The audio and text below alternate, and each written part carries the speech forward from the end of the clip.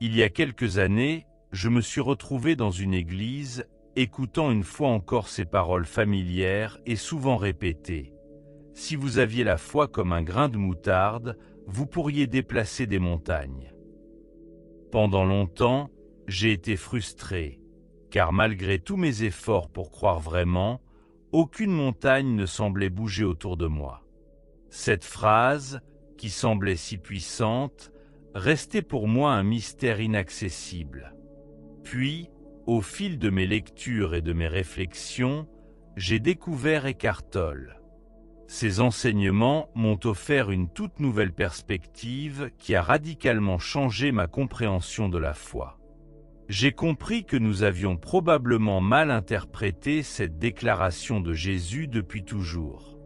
Cette révélation a ouvert en moi une vérité profonde qui sommeillait depuis longtemps.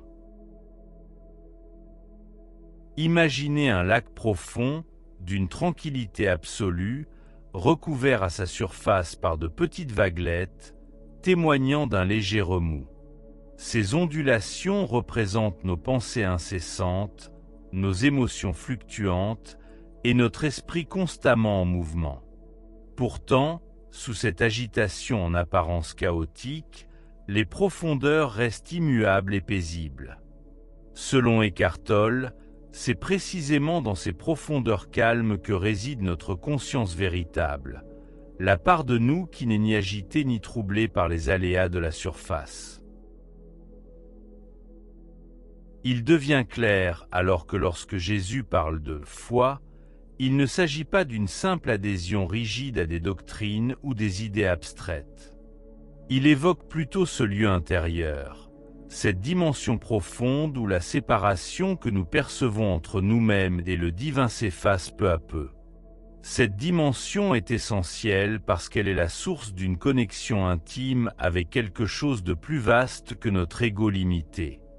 C'est dans cet espace de paix profonde que nous pouvons ressentir l'unité et la présence sacrée. Pour expérimenter cette réalité, un simple exercice peut être pratiqué. Fermer les yeux, porter son attention sur sa respiration et observer ses pensées sans s'y attacher ni s'y identifier. On découvre alors qu'en nous existe une perception qui enregistre toutes ces pensées sans être elle-même une pensée. Certaines traditions spirituelles appellent cela l'âme, d'autres parlent du divin intérieur, tandis que Jésus nommait cette essence profonde le Père en moi. De là surgit une vérité étonnante. La foi ne consiste pas à accepter aveuglément des dogmes rigides. C'est plutôt un éveil progressif à cette présence divine qui habite en chacun. Lorsque Jésus déclarait « Ta foi t'a sauvé », il faisait référence, selon Tolle, à ces instants où des personnes, confrontées à la détresse, abandonnaient toute résistance intérieure pour plonger dans cette conscience profonde. C'est dans ce lâcher-prise total que la guérison et l'union avec le divin deviennent tangibles et palpables. Il y a à peine quelques semaines, une amie m'a confié avoir lutté de longues années contre l'angoisse. Dans une période particulièrement sombre de sa vie, elle a cessé tout combat intérieur. En s'abandonnant complètement, elle a découvert en elle-même un espace inébranlable, un silence paisible qui persiste même au milieu des peurs les plus intenses. Ce soir-là, elle a compris pour la première fois ce que Jésus voulait dire lorsqu'il affirmait « Le royaume de Dieu est au-dedans de vous ». Cette prise de conscience conduit à un constat fascinant. Lorsque Jésus évoquait le royaume de Dieu, il ne parlait pas d'un lieu lointain et inaccessible, mais bien de cette dimension éternelle de pure conscience qui habite en chacun de nous. Comme le lac paisible sous la surface agitée, cette profondeur est toujours présente, non pas là-haut, mais ici, dans la présence silencieuse de notre vrai soi. Qu'est-ce qui nous empêche alors d'habiter pleinement cette profondeur? Eckhart Tolle fait la distinction entre la forme et l'essence. La forme représente tout ce à quoi nous nous identifions habituellement. Nos pensées, nos émotions, nos rôles sociaux, notre ego. L'essence, en revanche, est cette conscience immuable, notre être pur et intemporel, situé au-delà de toute identification. Tant que nous confondons la forme avec notre vraie identité, nous restons à la surface, manquant ainsi la richesse et la profondeur de notre essence. Pour accéder à cette vérité intérieure, on peut suivre 3 étapes simples mais puissantes. Premièrement, lors de la prière ou de la méditation, il s'agit d'arrêter tout discours mental et d'écouter le silence intérieur. Ce silence révèle une présence vivante et vibrante, au-delà des mots et des concepts. Deuxièmement, il faut observer ses pensées comme des vagues qui ondulent à la surface de l'eau, en comprenant que nous ne sommes pas ces vagues, mais bien la profondeur paisible en dessous. Cette prise de conscience marque le début d'une véritable foi. Troisièmement, lorsque surgissent des peurs ou des inquiétudes, il est utile de se demander « Qui remarque cette peur ?» Cette question nous invite à percevoir l'observateur en nous, distinct des sentiments et des émotions passagères. Cette conscience silencieuse est notre nature divine.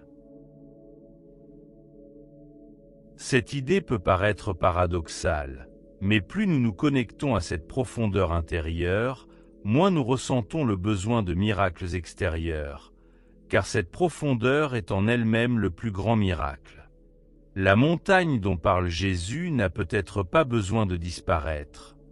C'est plutôt la peur qu'elle suscitait en nous qui s'évanouit. Voilà ce que Jésus voulait probablement montrer, selon Tolle. Le divin n'est pas une force extérieure à invoquer par un effort acharné de croyance, mais la nature la plus intime de notre être.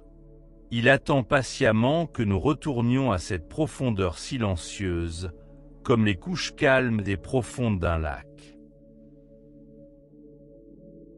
Lorsque j'ai intégré cette compréhension, tout a changé radicalement. La foi, autrefois perçue comme une pratique rigoureuse et exigeante, est devenue un état spontané d'être. Le royaume des cieux a cessé d'être un lieu distant dans les cieux pour devenir une réalité intérieure tangible et accessible. La figure de Jésus, quant à elle, s'est transformée. Il n'est plus un sauveur lointain, mais un enseignant sage, un guide vers notre propre centre sacré. Cette révélation n'est pas un simple construit intellectuel, mais un éveil à une réalité qui a toujours été présente en nous. Comme le souligne Eckhart Tolle, Jésus ne cherchait pas à fonder une religion supplémentaire, mais à nous ouvrir à une relation directe, vivante et intime avec le divin qui habite en chacun. Si ces paroles résonnent en toi, je t'invite à réfléchir à la différence entre la foi conventionnelle, souvent fondée sur des croyances figées, et cette présence vivante qui est accessible ici et maintenant. Partage tes pensées, tes expériences, pour que nous puissions apprendre ensemble et approfondir cette compréhension. Ceux qui souhaitent poursuivre ce chemin de découverte spirituelle trouveront de nombreuses voies permettant d'explorer une spiritualité authentique, au-delà des dogmes et des croyances. Reste attentif, garde ton cœur ouvert, et ressens comment cet espace silencieux de conscience s'élargit doucement en toi, apportant paix et lumière à chaque instant.